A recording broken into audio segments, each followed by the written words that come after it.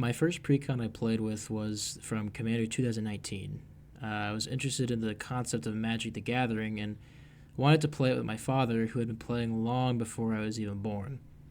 It was Christmas morning, and I got Girid, Conclave Exile, a Naya precon that focused on creating massive armies of token creatures with mechanics like Populate. It was a fun deck to play, however, I never won a game against my dad, who had played a much stronger deck that he had worked on for several years. A couple years later, and my mother and stepfather got into MTG, which pulled me back in. I told my friend about it, and as an early Christmas present, they gifted me an Azorius precon from Kaldheim. It was a Norse themed and had spirit Vikings, so I was immediately grabbed by it. The rest was history, and now I'm here. Today I want to talk about my favorite Magic the Gathering product, the Commander pre-constructed decks.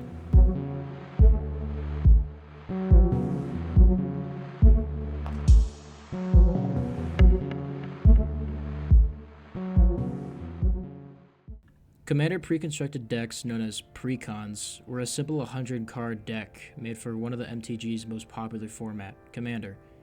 Made for players new to the game or long-time veterans, the flexibility of a Commander precon is truly why I enjoy it so much. Players buy them and can get right to playing, or they slowly upgrade them over time. Or maybe they just buy it to strip it of some good cards and Commander staples to make a different deck.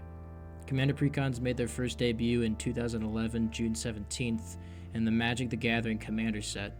Each deck retailed for around $30, very cheap by today's standards in MTG. The 5 precons available to players were Heavenly Inferno, Mirror Mastery, Counterpunch, Political Politics, and Devour for Power. Each of the precons were different 3-color combos, which is why the icon for the set represents 3 colors. While some of these weren't the greatest, Heavenly Inferno was Mardu, black, red, and white, and still is by far the strongest of the precons from that set.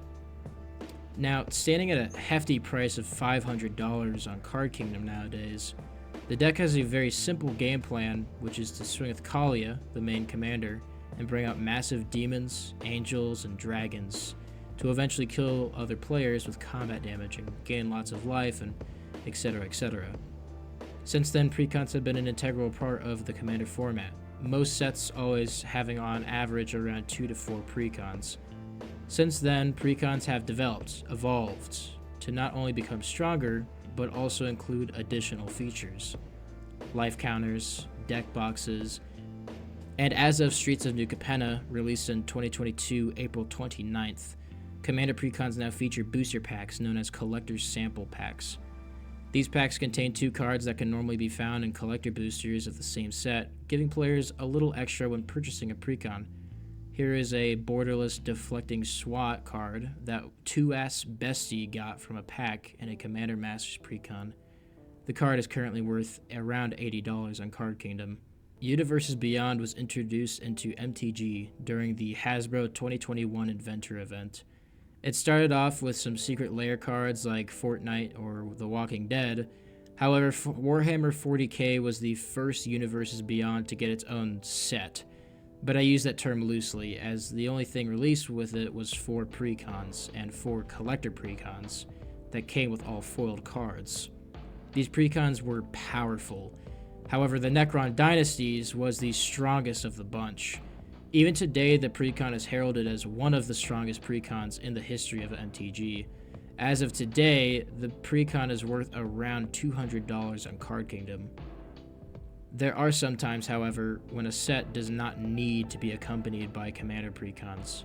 Modern Horizons 3 is a set released in 2024, June 14th. It was of course the 3rd set in a series released over multiple years known as Modern Horizons.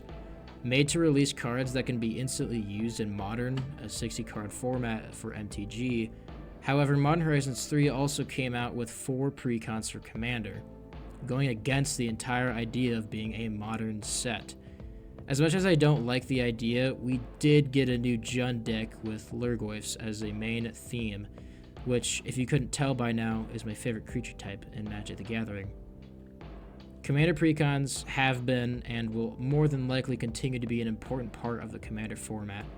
They always have been somewhat controversial, pushing boundaries to see just how strong a precon can be, But I will always enjoy the experience of sitting down with friends and family, opening a newly purchased precon, and get straight to playing. One of my most fondest memories is sitting in the basement of my friend's house, staying up all night, and playing with my Tyranids precon against my friend's Abaddon precon. I hope you all enjoyed this video. I plan on doing more like these in the future. If you're excited to watch more content like this, then maybe check out the Patreon below. I'm giving away signed Tarmogoyfs to people who subscribe to the highest tier, and with this money, I could afford a better microphone. I'll see you on the next one. Have a good day.